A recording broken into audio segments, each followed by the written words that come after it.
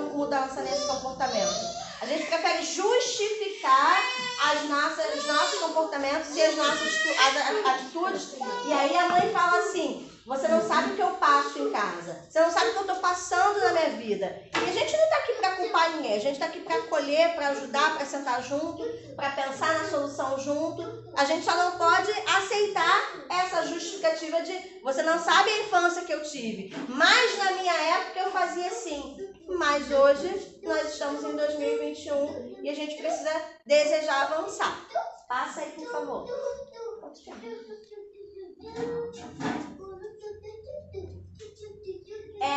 Um lembrete muito importante, né? Os pais incríveis erram, ninguém nasce sabendo. A gente vai errar hoje, vai acertar amanhã, vai entender por que errou, porque o problema é que quando a gente erra e não tem desejo de melhorar. E aí a gente chega num estágio que a gente vê pais muito desmotivados com a educação, com a criação dos seus filhos. Porque a gente precisa entender qual é o papel da escola e qual é o papel da família. O papel da escola é a escolarização. O papel da educação é a função de pai e de mãe. Porque senão a gente entende a escola como a responsável pela educação do meu filho. Aqui a gente tem 15, 20 às vezes, infelizmente, numa sala de aula e a gente fica 8 horas com essa criança. Lá você tem 1, 3, 5, não sei quantos você tem. E não é por 8 horas diárias, não é por 5 dias semanais. É por toda uma vida. O compromisso da escola, a escola vai estar sempre fazendo com a escolarização e até mesmo também, em alguns momentos, com a educação. Mas esse papel é da família. É desse pai, é dessa mãe. A educação do seu filho não tem escola no mundo, não tem sociedade, não tem nenhuma outra pessoa que seja responsável. A primeira e a maior responsável por essa formação dessa criança, desse adolescente e do futuro adulto que ele vai ser, está na sua mão. Essa responsabilidade, esse lugar, sempre vai ser, em primeiro lugar, seu, nosso, no caso.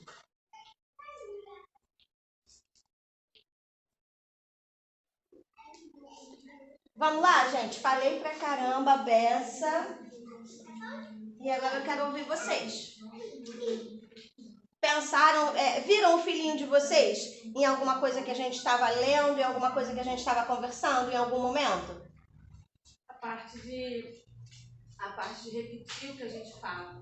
Tem vezes que a gente até perde um pouquinho a paciência, porque tudo que a gente fala, até mesmo na hora que tá brigando, principalmente, né?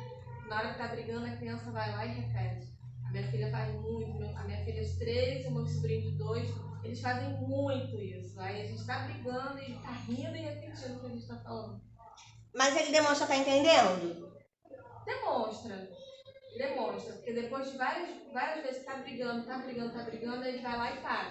O que acontece? Aquilo que está muito claro para mim, às vezes não está para a criança. Primeiro que às vezes a gente não tem a postura ideal. Em que sentido? Eu falo, não mexe aí. E aí eu acho que é suficiente eu falar uma vez. A gente esquece que a gente foi criança.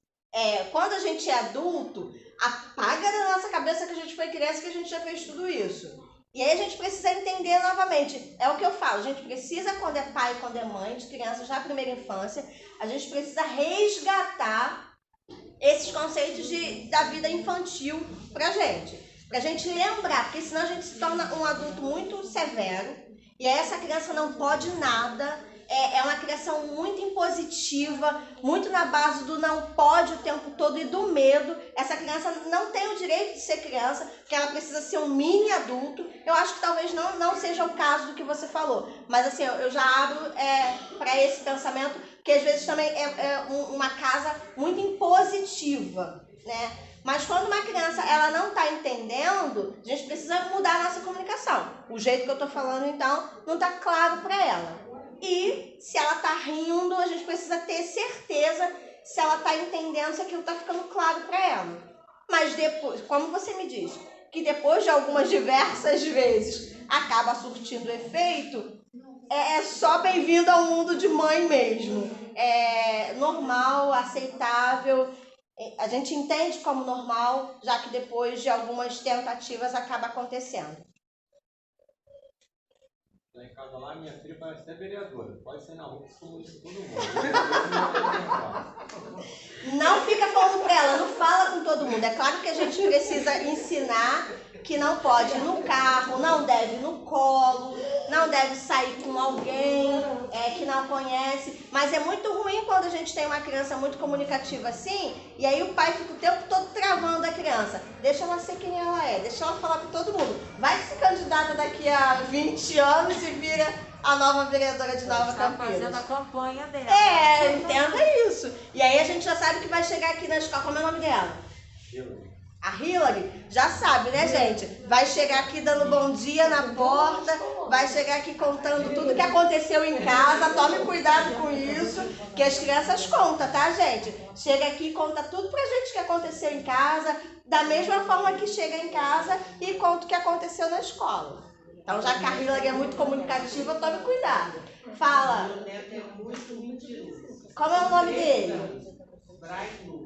Quantos anos o Brian tem? 3 anos. Mas ele entende tudo que se fala com ele. E quando a gente prensa ele, prende, mas enfrenta mesmo, chinelo na mão, aí ele fala a verdade. Então, vozinha. É muito bravo. É de Brian? O seu Brian também é assim? Tem 3 anos também. Sempre perguntam pra gente o que eu faço com criança muito abusada, o que eu faço com criança que não para. Gente, não tem receita de bolo. Essa é a má notícia que eu posso dar pra vocês. Porque uma receita que a gente dá pra uma pessoa, pra uma família, pra uma criança, vai surtir efeito. E aí não tem como a gente, sem conhecer a dinâmica da casa do Brian, como as coisas acontecem, a gente precisa entender por que ele tá mentindo. Porque o meu Brian, ele tem 2 moradinhas. Isso já influencia muito no comportamento do Brian, porque talvez numa casa pode dormir mais tarde, na outra não.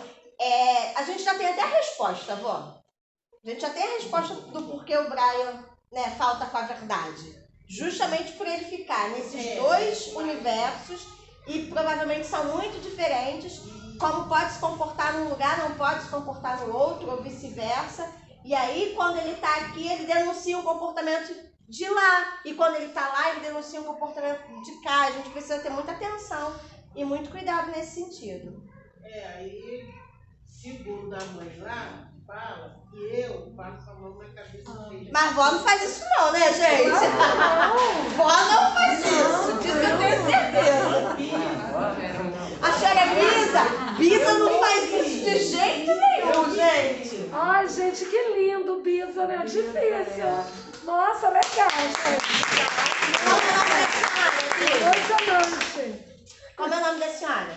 Natalina. Parabéns por estar aqui comprometida com a educação do Brian. Está aqui ouvindo e daqui a pouco vai colocar em prática quando chegar em casa. Eu não tive com o meu filho essa responsabilidade. Então agora eu estou tendo o meu neto, eu tenho um neto de 11, um de 12, que estou aqui de cabelo em pé, preocupada em tomar, e o Brian, que tem 3 anos, que está com a mãe agora para me poder comer.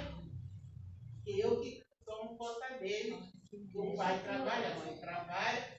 O Miguel e o Pedro está nessa fase de pai e mãe separados, feliz. Eu estou tentando botar no lugar. Deixa eu abrir aqui uma janela para o que a vozinha falou, a Bisa falou muito bem falado. É muito comum hoje na composição familiar, né, os pais serem separados. E a gente precisa ter muito cuidado com o conceito de alienação parental, que a gente faz muito pra caramba beça. Às vezes a gente faz sabendo o que está fazendo e às vezes a gente nem sabe o que está fazendo. Aquele traste do seu pai.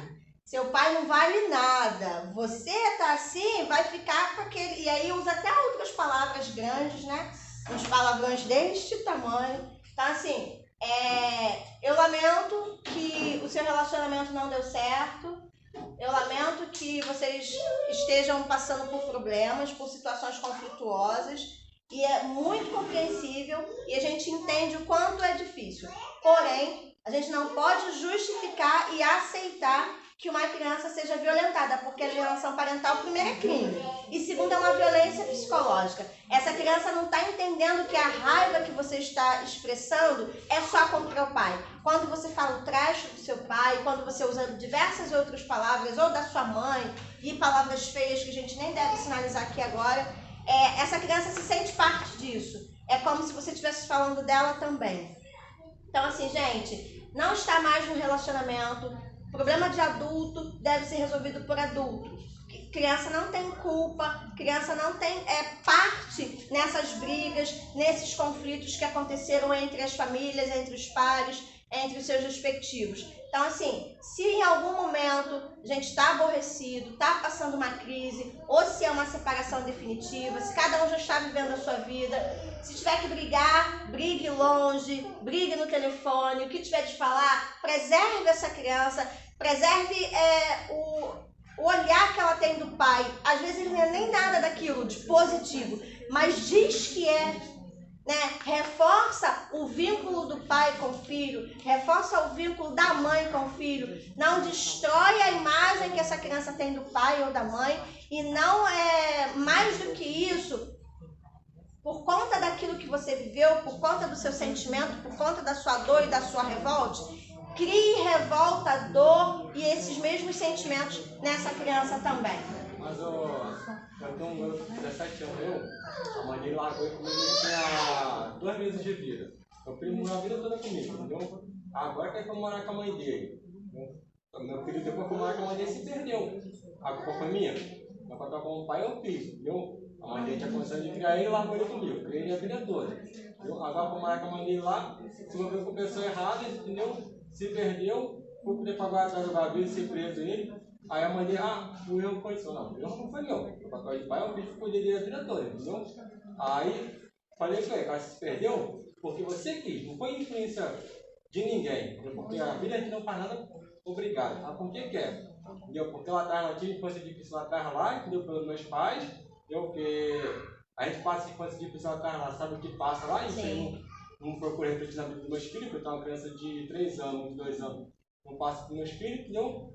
Aí a gente procura começar atrás lá, falta para meus filhos, seja um aprendizado, entendeu? Aí meu filho de 17 anos, pai, é normal, não é normal, entendeu? Eu falei com a mãe dele, mora contigo, a responsabilidade agora é sua, entendeu? Se perdeu, tá na vida que pertence a Deus, entendeu?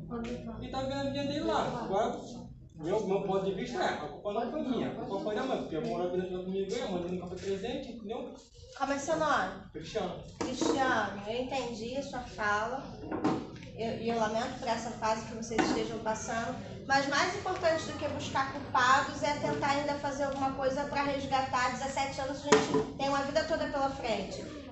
Quando a gente está no auge do problema, às vezes a gente vê só o problema e o problema se torna gigante, ocupa toda a nossa visão. Vamos tentar pensar em ainda possíveis soluções, ainda possíveis atitudes que a gente tenha para resgatar, porque nada está perdido. Não, mas a pessoa tem que querer ser ajudada também, certo? Não adianta eu querer te ajudar ou sem querer ser ajudado. Certo? Porque até então procuro sempre conversar com o meu filho. Mas enquanto eu aponto o pai como culpado, ou aponto a avó como culpada porque deu muito dengo. Tá assim porque você deu muito dengo. A gente precisa ver onde errou e consertar. Porque se a gente só acusa, só aponta, só vê o problema, só vê as consequências do problema, mas a gente não tem comportamentos e atitudes para consertar o problema, não resolve. Tá? Não desiste não. O meu filho, ele tem 3 anos e acontece... Só um momento. Desculpa. O que eu vou fazer? A gente vai fazer um momento final para todos os pais. Aí depois essa galera é liberada e você dá a palestra pro segundo grupo. Tá bom. Aí eu faço um momento, só para encerrar os adultos da creche. Mas a mãezinha ali pode falar, tá bom? Sabe, quando eu passei por uma situação difícil. Eu sou separada do pai do meu filho, mas acontece dele ficar de final de semana com o pai dele. Então, desde o final de semana, quando ele voltou da casa do pai dele, ele voltou muito estressado e ficou falando: eu não gosto. Estressado? Estressado. Eu não queria obedecer para não me estressar. E ficava falando: eu não gosto mais de você, eu não quero ficar nessa casa, eu vou ficar na casa do meu pai.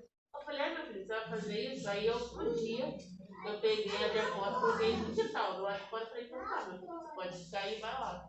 Aí começou a chorar, eu falei, assim, não, você não falou que ia estar lá? Aí ele veio, eu falei, tá pedindo desculpa pra mãe? Ele, desculpa, mamãe. Mas chegou falando isso, eu nunca cheguei. Quantos anos ele tem? 3 anos. Mesmo na situação de eu estar separada dele, eu nunca cheguei para falar nada em relação ao pai dele, o quanto ele me passou. Mas eu passei por isso com meu filho. Mas no mesmo dia eu cheguei, já discuti com ele longe do meu filho, para informar para ele dessa situação. Eu passei por isso. Sim, é muito comum, é mais comum do que a gente imagina, né? Os pais se separam, é uma relação muito conflituosa, às vezes não há nem diálogo entre esses ex-parceiros, e aí o vínculo que fica aqui nesse meio e que recebe todo esse, infelizmente, lixo emocional, né? Toda essa descarga de insatisfação com a relação que teve, todas as frustrações, a gente deposita logo em quem deveria ser o nosso vínculo de amor, de afeto e de cuidado. Continue conversando com o seu filho. Não sei se você tem possibilidade de conversa com o pai da criança, explicar para ele. Gente, hoje a gente tem muito acesso à informação através da internet. Tá com dúvida? Pesquisa lá, diz para ele que a alienação parental é crime, mostra para ele as consequências do que ele está fazendo, que ele, mais do que está afetando a você enquanto mãe e adulta e sabe, entre aspas, lidar com essa situação, ele está afetando um indefeso, uma criança de 3 anos que não tem maturidade, que não tem entendimento, que não sabe por que isso está acontecendo e que, principalmente, não tem culpa de nada disso que está acontecendo. Alguém, acho que aí atrás levantou a mão, não foi? Não? Gente, eu vou passar agora para a nossa diretora. Eu só queria falar só para finalizar com vocês, que daqui a pouco é o grupo que vai sair, da importância de daqui a pouco, quando possível, né, e essa criança estiver vindo de forma presencial para a unidade, né, dessa adaptação, do quanto é importante vocês estarem seguros e passar essa segurança para a criança. Nada de chegar aqui na escola e, sabe, jogar a criança doida para se livrar dela, entender o quanto essa fase é uma fase importante e difícil para essa criança, dizer para ela no dia anterior, na semana anterior, segunda-feira nós vamos para a escola, dizer para ela que ela vai conhecer pessoas legais, o que ela vai fazer aqui, não sair, dizer para a criança que, ou deixar ela entrar e falar assim, eu vou ficar aqui fora te esperando. Não mente para a criança, não precisa fazer isso, porque às vezes a gente reclama que uma criança está mentindo, mas a gente quer educar com mentiras também. É positiva? Eu não estou fazendo mal para ninguém? Até pode ser, mas é uma inverdade. Então, depois, para a criança não dizer para você que ela está mentindo, porque uma criança de 7, 8 anos, ela lembra situações e ela, às vezes, joga na cara do pai e da mãe que aquilo que ela está fazendo foi justamente o que ela viu acontecer no passado, em alguma fase, em algum momento. Então, assim, vamos ter cuidado com essa adaptação, para que isso se torne um momento prazeroso e para que, em momento algum, essa criança lá na frente leve traumas desse primeiro momento de escolarização, tá? Eu agradeço a atenção de vocês. Se vocês tiverem depois alguma dúvida, a gente pode tentar conversar, a gente pode tentar ajudar de alguma forma, tá? A nossa diretora vai dar os informes. A gente quer agradecer, né, Marcelo, por esses conhecimentos, compartilhar conhecimentos. A vida, nós somos seres inacabados. Sim. Como fala Paulo Freire, do inacabamento do ser humano. A gente nunca para de aprender. A gente só para de aprender quando a gente morre. A vida é uma eterna aprendiz. Então, assim, obrigada. A gente quer agradecer por compartilhar suas experiências de vida, seus conhecimentos. Feliz é quem constrói conhecimentos em comunhão com os outros. Sim. Quem não guarda para si. Tá? E a gente agradece a você. Tá, gente?